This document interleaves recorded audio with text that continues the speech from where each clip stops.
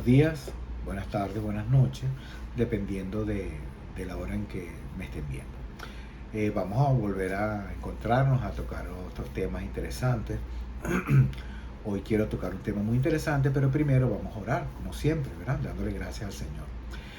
Padre Celestial, Señor mi Dios, te damos gracias por este día, Señor, por la oportunidad que nos das de compartir tu palabra, Señor, de estar aquí, Señor, por este medio. Yo te pido que las personas que vean este pequeño estudio, Señor, puedan entender, Señor, tu amor y tu misericordia, Señor, y que también sea edificación esta palabra, Señor, para aquellos, Señor, que tienen temor, Señor, o que tienen dudas, Señor Padre. Te pido, Señor, que esta palabra sea de consuelo, de edificación, de entendimiento, para que podamos así, Señor, entender tu voluntad y tu amor que tú tienes hacia con nosotros, Padre. En el nombre de Cristo Jesús, amén. Gloria a Dios. Pues sí, como les decía, el tema es bastante controversial y hoy quiero hacerte la pregunta, que es el tema. ¿Le temes a la muerte? Muchas personas les cuesta tocar este tema, es difícil, no quieren conversar porque tienen dudas o no quieren tocar ese tema porque todavía no se sienten preparados. En fin, hay muchos temas, pero yo quiero empezar con el concepto de lo que se ha definido como muerte. Y lo voy a leer textualmente al sitio donde lo saqué, de una parte, ¿verdad? Dice: la muerte es el término de la vida a causa de la imposibilidad orgánica de sostener el proceso homeostático. Se trata del final del organismo vivo que se había creado a partir de un nacimiento. Bueno, ese es el concepto, ¿verdad? Disculpen, ese es el concepto de lo que podemos llamar la muerte. Dicen, también leí por ahí que el ser humano lo ha llamado también, ¿verdad? Lo ha definido como, bueno, lo que ha definido es lo que vamos a tratar, disculpen, voy a corregir aquí. El ser humano ha definido de cómo nosotros interpretamos la muerte, cómo la vemos, como con la palabra tanatofobia. La tanatofobia es la expresión que ellos han definido para aquellas personas que sienten lo que voy a leerles ahora, ¿verdad? O lo que sentimos, algunas personas que sentimos eso. Dice, la tanatofobia es una forma de ansiedad caracterizada por miedo a la propia muerte o al proceso de morir. Comúnmente se le llama ansiedad por la muerte. La ansiedad por morir no se define como un trastorno diferente, pero puede estar relacionada con otros trastornos por depresión o ansiedad. Ese es lo que se ha definido como la tanafobia, el temor o la incertidumbre de la muerte. Pero nosotros no vamos a tocar la muerte, vamos a especificarnos y vamos a hacer mucho detalle, pero vamos a tratar sobre ella, ¿verdad? Entonces, uno de los temores más habituales en el ser humano, ¿verdad?, de temer a la muerte, es que es un paso a lo desconocido. A pesar de que Dios todo esto nos ha revelado, pero la gente tiene ese temor porque no sabe, el no saber a dónde va, qué va a pasar con el cuerpo. La gente tiene esa incertidumbre, ¿no? Pero fíjense, la palabra de Dios nos reveló, ¿verdad? Cosas importantes que nosotros tenemos que conocer. Y tú, amigo, que estás escuchando este pequeño estudio, por eso lo quiero compartir contigo, ¿verdad? Para que tú veas que no parece así tan terrible como se ve o como se pinta, ¿no? Fíjate, la Biblia lo va a explicar, pero dice, lo que nosotros conocemos es que todo ser humano está destinado a morir, ¿verdad? Todo ser humano está destinado a nacer, vivir y luego el proceso de morir. Entonces, en el Salmo 103:15, fíjate cómo la palabra define esto, ¿no? Lo que le acabo de decir. Salmo 103:15 al 17 dice lo siguiente: el hombre como la hierba son sus días, florece como la flor del campo, que pasó el viento por ella y pereció, y su lugar no se conocerá más. Mas la misericordia de Jehová es desde la eternidad y hasta la eternidad sobre los que le temen. Fíjense, entonces, como les dije, todo ser humano tiene dos procesos, el de nacer y el de morir. Y está en el intermedio, pues, la vida que usted pueda llevar. Entonces dice que somos como la flor del campo, que florece como la flor del campo y que pasa el viento por ella y perece. El tiempo pues pasa y pues llega un momento que tenemos que dejar este cuerpo. Y dice el 17, quería compartir con usted, dice, mas la misericordia de Jehová es desde la eternidad y hasta la eternidad sobre los que le temen, ¿verdad? Entonces, donde hay amor, no hay temor. Dice en 1 Juan 4:18, dice, en el amor no hay temor, sino que el perfecto amor echa fuera el temor, porque el temor lleva en sí castigo, de donde el que teme no ha sido perfeccionado en el amor. Ahora, yo voy a hacer un stop aquí, porque quiero traer esta cita que quiero compartir con ustedes, que está en Proverbios, para que nosotros podamos entender cuál es este temor, ¿verdad? A qué se refiere la palabra. Cuando nosotros, los hijos de Dios, referimos el temor de Jehová, la gente tiene un concepto errado de lo que es el temor de Dios, el temor a Dios, ¿verdad? Y yo quiero compartirlo con ustedes para que ustedes puedan entender cuál es este temor a que se refiere la Biblia. Yo voy a hacer un paréntesis, ¿verdad? Y voy a buscar la cita y la voy a compartir con ustedes. Entonces vamos a leer lo que quería compartir con ustedes sobre el concepto del temor a Dios o el temor a Jehová que dice la palabra de Dios. Fíjense, el Proverbios capítulo 1, verso 7 dice lo siguiente: el principio de la sabiduría es el temor de Jehová. Los insensatos desprecian la sabiduría y la enseñanza. Luego dice el Proverbios 8:13, fíjense lo que dice el Proverbios 8:13, dice, el temor de Jehová es aborrecer el mal, la soberbia y la arrogancia y el mal camino, y la boca perversa aborrezco, dice el Señor. Entonces, nosotros tenemos un concepto errado de lo que es el temor.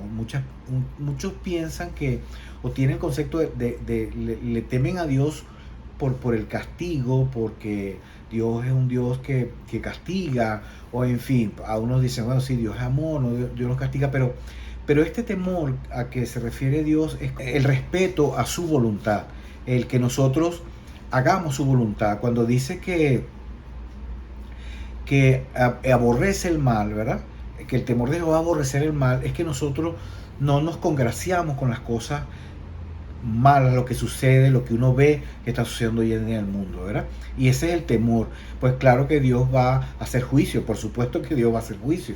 No es que yo estoy diciendo que Dios no va a hacer juicio, Dios va a hacer juicio. Aquellos que practican el pecado, Dios los va a castigar, porque eso está escrito en la palabra. Pero cuando se refiere al temor, estamos hablando que tú respetes a tu padre, ¿verdad? Lo honres, cumplas sus mandamientos, ¿verdad? O lo que él te ha inculcado o te ha enseñado. A ese temor me refiero yo, ¿no?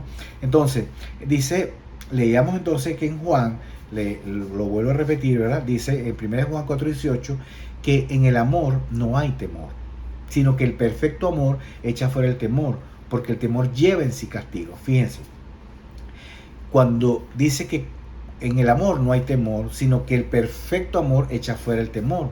Pero la cosa que quiero compartir con ustedes es esta. Entonces dice, porque el temor en sí lleva castigo. Entonces, cuando tú estás haciendo las cosas que no son de la voluntad de Dios, pues tú sientes temor porque tú estás desobedeciendo a la palabra de Dios. Y hay mucha gente que no la conoce, no ha estudiado mucho la palabra de Dios, pero sienten ese temor. ¿Por qué? Porque hay una conciencia que Dios te ha puesto, ¿verdad? A todo ser humano Dios le puso una conciencia. Aquellas personas que ya matan, por decir, asesinos en serie, uno cree que ellos tienen su conciencia tranquila. No, realmente no tienen la conciencia tranquila. ¿Por qué? Porque Dios puso una conciencia en el ser humano. Y Dios llegará el momento, estas personas que practican estas cosas terribles, saben, entienden que un día van a ser castigados. Ellos lo saben, en su conciencia, en su interior, ellos saben que un día van a ser castigados, y bueno, quizás no les importe, pero lo que pasa es que como no conocen, ellos piensan, algunos, que después de morir ya se borró y cuenta nueva, se acabó todo quedó ahí, pero así no va a ser. Así no va a ser, y por eso es importante que tú sepas, ¿verdad?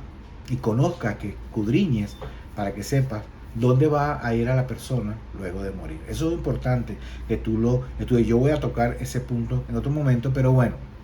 Entonces, ¿cómo nosotros estamos seguros de que cuando muramos, pues nos vamos con Él. Porque esa es la pregunta importantísima. ¿Cómo sabemos, cómo estamos seguros, cómo tú, amigo y amiga, estás seguro que tú al momento de morir vas a la presencia de Dios? Uno se pregunta, wow, ¿será? No estaré. ¿Cómo saberlo, Señor? Y aquellos que no conocen a Dios menos todavía estarán en esa incertidumbre. Pero fíjense lo que dice 1 de Juan, el capítulo 4, el verso 13 en adelante, dice: en esto conocemos que permanecemos en Él y Él en nosotros, que nos ha dado su Espíritu. Y nosotros hemos visto y testificado que el Padre ha enviado al Hijo, el Salvador del mundo. Todo aquel que confiese que Jesús es el Hijo de Dios, Dios permanece en Él y Él en Dios. Y nosotros hemos conocido y creído el amor que Dios tiene para con nosotros. Dios es amor, y el que permanece en amor permanece en Dios y Dios en Él. En esto se ha perfeccionado el amor en nosotros, para que tengamos confianza en el día del juicio. Pues como Él es, así somos nosotros en este mundo. Entonces, yo quiero desglosar para no tomar mucho tiempo aquí, pero fíjense, una de las cosas que es importante, dice, leyendo la cita, dice, para que tengamos confianza. ¿Confianza en qué? Dice, en el día del juicio. O sea, Dios va a hacer un juicio, Dios va a juzgar a la humanidad. Entonces, el día del juicio, si tú tienes el Espíritu de Dios, Dios te ha dado de su Espíritu. El Espíritu Santo, que es el que nos guía a toda verdad y a toda justicia. Y ese da testimonio a nuestro espíritu que somos de Él. Eso es importante. Aquellas personas que no tienen el Espíritu de Dios, pues lamentablemente no son de Él. No lo conocen. Pueden decir, sí, yo creo en Jesús, yo sé que Jesús murió. Pueden tener un concepto de lo que Jesucristo fue. Pero para poder entrar en el reino de los cielos luego de morir, es necesario que Él nos haya dado su Espíritu, ¿verdad? Como dice aquí, en que nos ha dado su Espíritu. Y dicen los apóstoles, y nosotros hemos visto y testificado que el Padre ha enviado al Hijo, el Salvador del mundo, porque ellos fueron testigos presenciales, ¿verdad? Nosotros no vivimos en ese tiempo. Nosotros nunca hemos visto a Jesús, pero hemos creído. Y por fe nosotros creemos en el unigénito Hijo de Dios, que es Jesucristo, que murió por nuestros pecados. Y por eso, para nosotros es muy fácil, no es difícil decir esto: todo aquel que confiese que Jesús es el Hijo de Dios, Dios permanece en Él y Él en Dios. Vuelvo y repito, usted puede decir, yo creo que Jesucristo es el Hijo de Dios, pero eso no basta nada más, porque yo no sé, yo no conozco las intenciones del corazón, ¿verdad? Yo no sé las intenciones, pero yo les voy a poner un ejemplo. Una persona que diga, mira, yo creo en Jesús, yo creo que Jesús es el Hijo de Dios, pero engaña a su mujer, pero fornica, pero se emborracha y miente y roba y hace todo lo contrario a lo que Jesús nos ha enseñado. Entonces, ¿cómo puede decir esta persona, bueno, yo conozco a Dios, yo sé que Jesucristo es el Hijo de Dios? Sí, lo conoce porque lo ha visto en las películas, ha tenido un conocimiento, pero eso no basta, eso no es suficiente. No es suficiente nada más que usted conozca a Jesús de esa manera. Entonces, no debemos temer en el día del juicio, ¿verdad? No debemos temer. ¿Por qué? Porque nosotros hemos creído, ¿verdad? Entonces, hemos aceptado el sacrificio de Jesús en la cruz. Lo más importante, hemos reconocido que fuimos pecadores, merecedores de la condenación eterna. ¿Usted sabía eso? Todo hijo de Dios que ha pasado de muerte a vida ha reconocido que era pecador. Yo reconocí que yo era pecador. Yo reconocí que yo merecía la condenación eterna por mis maldades, por todo lo que yo había hecho, ¿verdad? Y entonces dice que fuimos perdonados por su gracia, por su sacrificio en la cruz. Nosotros fuimos perdonados, ¿verdad? Y Él nos limpia de todo pecado y de toda culpa. Es importante, amigo y amiga, que tú entiendas esto, porque como estamos tocando el tema, un día tenemos que morir. Y un día tendremos que presentarnos delante del tribunal de Cristo. Ya mucha gente que tú quizás conoces, amigos, han pasado de esta vida a la otra. Y tú no tienes noticias de ellos, ni saben dónde está, ni qué está haciendo, ni qué está sucediendo. Nadie sabe eso. Nadie lo sabe. Aunque Jesús lo explicó en la parábola del rico y el Lázaro. La puedes buscar. Busca en tu Biblia, parábola del rico y el Lázaro. Ahí le explicó qué sucede en ese tiempo. No la voy a traer a colación ahora, pero sí. Hay gente que no sabe. Los familiares están muertos. Hay gente que hace novenario, rezan, tienen una serie de prácticas, pero tú no sabes. A ciencia cierta tú no sabes. Nosotros, los que hemos conocido a Dios, Dios nos ha revelado. Y no es que no somos especiales, no. Dios también te lo quiere revelar a ti, ¿verdad? ¿Cuál es el fin de tu vida y dónde quiere Él que tú estés en el fin de tu vida? Pero es una decisión que tienes que tomar tú. Es una decisión muy, muy personal. Nadie puede decidir esto por ti, ¿verdad? Entonces, cuando nosotros aceptamos a Jesús en nuestro corazón, entonces empezamos a vivir una vida diferente. Caminamos en su voluntad y en nosotros hay un verdadero amor. Y este amor y todas estas cosas que nosotros hacemos provienen de su Espíritu Santo que ha sido derramado en nosotros, ¿verdad? En 1 Juan 4:19, 21 dice: nosotros le amamos a Él porque Él nos amó primero. Fíjense qué importante esto. Él fue el que nos amó primero. Y uno se pregunta, ¿cómo así? ¿Cómo dices tú que Él nos amó primero? Bueno, fíjate. Él vino y se hizo carne, habitó entre nosotros y entregó su vida en propiciación por nuestros pecados. Dice la Biblia que en el momento de su muerte, dice que cuando oraba para que Dios permitiera pasar esa agonía, esa copa, ¿verdad?, de lo que iba a venir, dice que sudaba gotas de sangre. Y esto es una opinión muy personal mía, ¿verdad? Sí, Jesús conocía que iba a ser azotado, que iba a ser lacerado, que iba a ser crucificado, pero claro, eso es una agonía para una persona que va a pasar eso, pero yo creo que su mayor angustia era lo siguiente, y eso se lo dejo como una opinión muy personal mía, que Dios iba a cargar en él todo el pecado de la humanidad. Jesucristo llevó todo el pecado de la humanidad, pasado, presente y futuro. En ese momento, cuando Él entrega su vida, Dios pone en Él todo el pecado. Dios corta la comunicación con su Hijo amado, porque Él no tiene comunicación con el pecado. Y ustedes lo han visto en películas, lo han leído, que dice: Señor, Señor, ¿por qué me has desamparado? No hay nada tan terrible que sintió Jesús de estar desamparado del Padre, apartado de Dios, de su Padre. Entonces, yo pienso que esa fue su mayor agonía, ¿verdad? Saber que iba a cargar el pecado de todos nosotros, amigos. Y ese es el amor, ¿eh? Y por eso que dice que Él nos amó primero. Sigo leyendo en Juan, ¿verdad? Dice: si alguno dice, yo amo a Dios y aborrece a su hermano, es mentiroso. Pues el que no ama a su hermano, a quien ha visto, ¿cómo puede amar a Dios a quien no ha visto? Y nosotros tenemos este mandamiento de Él: el que ama a Dios, ame también a su hermano. Entonces, es imposible que tú digas que amas a Dios y aborreces a tu hermano.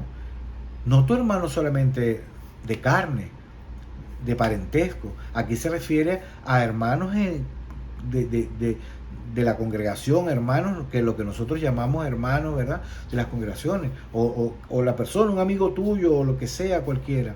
¿Cómo aborreces a alguien, ¿verdad? No eres capaz de perdonar y quieres que Dios te perdone, y tú no eres capaz de perdonar. Eso es importante que tú lo sepas, porque si Dios te perdona, entonces tú también debes tener la capacidad de perdonar. Wow, pero lo que me hicieron fue terrible. Sí, la Biblia dice, Pedro le preguntó: Señor, ¿hasta cuántas veces perdonaré a mi hermano que peca contra mí? Hasta 70 veces 7, le dijo Jesús. Porque nosotros tenemos el Espíritu de Dios y el amor de Dios ha sido derramado en nosotros para que nosotros tengamos misericordia, para que nosotros amemos a nuestros semejantes y enemigos, ¿verdad? Vamos entonces a ver aquí, fíjense, estamos hablando sobre la muerte. Dice en 1 Corintios capítulo 15, verso 20 dice: mas ahora Cristo ha resucitado de los muertos, primicias de los que durmieron es un hecho. Porque por cuanto la muerte entró por un hombre, también por un hombre la resurrección de los muertos.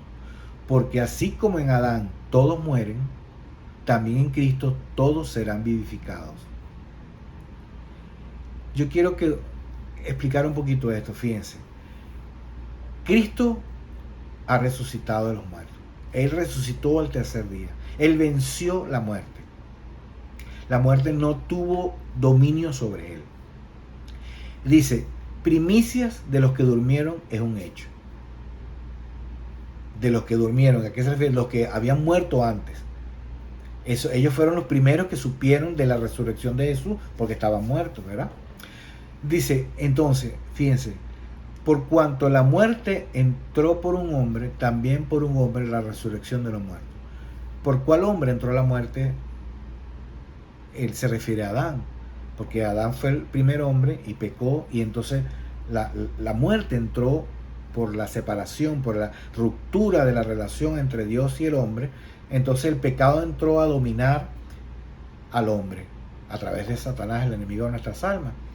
Y vemos hoy en día cómo Satanás tiene esclavizada en todas partes a la gente. Hoy en día las cosas que vemos son terribles.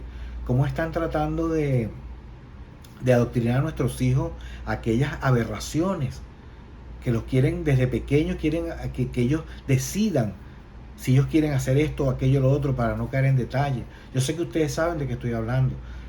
A los niños los están atacando. Cómo Satanás ha puesto la droga en las calles para destruir a los jóvenes, a los adultos. Cómo Satanás ha pervertido el sexo entre las personas, entre los esposos, las parejas. Cómo ha llegado eso a ser una depravación. Y todo esto es por la desobediencia a Adán. Satanás tomó ventaja y entonces empezó a tratar de dañar la creación de Dios. Pero por eso vino Jesús, para deshacer las obras del diablo. Entonces dice que por un hombre, también por un hombre, entonces entró la resurrección de los muertos. Y todo aquel que cree en Jesús, todo aquel que ha sido perdonado, que ha sido redimido, que ha aceptado el sacrificio de Jesús, amigo y amiga, hermano, va a resucitar. Créamelo, la muerte para nosotros es una victoria. La muerte para nosotros es el paso a encontrarnos con nuestro Creador. Sé que es difícil, uno piensa en sus familias, en sus hijos, en sus nietos, muchas cosas pueden pasar por tu mente, pero lo que te digo es, cuando Dios nos prepara para ese momento, nosotros tenemos paz y sabemos que un día nosotros reinaremos con Él, que nos encontraremos. Y dice la palabra, amigo, que no es esa muerte triste que la gente piensa, que aquello es una tristeza, no. Dice que Dios enjugará toda lágrima de aquellos que sufrieron mientras estuvieron en esta tierra. Sufrieron sirviendo a Dios. Y entonces por eso yo quería compartir esto con ustedes, ¿verdad? Fíjense, el Salmo 116:16 dice lo siguiente: estimada es a los ojos de Jehová la muerte de sus santos. Qué tremendo es esto. O sea, nosotros podemos estar tranquilos, amigos y amigas. Tú puedes tener paz en tu corazón. Tú solo lo único que tienes es que aceptar a Jesucristo y creer que Él es capaz y que Él es poderoso para hacerlo. Fíjense, voy a terminar con esto que está en 1 Corintios 13, del verso 12 en adelante. Dice: nosotros va a llegar un momento que todo se nos va a revelar, va a ser aclarado todo, aunque ahorita no conocemos mucho. Dice Corintios, dice: ahora vemos por un espejo oscuramente, mas entonces veremos cara a cara. Ahora conozco en parte, pero entonces conoceré cómo fui conocido. Y ahora permanecen en nosotros la fe, la esperanza y el amor. Estos tres, pero el mayor de ellos es el amor. Porque allá en el reino de los cielos, ¿para qué necesito profetizar en lenguas? Allá en el reino de los cielos, ¿para qué necesito tener fe? Allá en el reino de los cielos, ¿para qué necesito tener esperanza?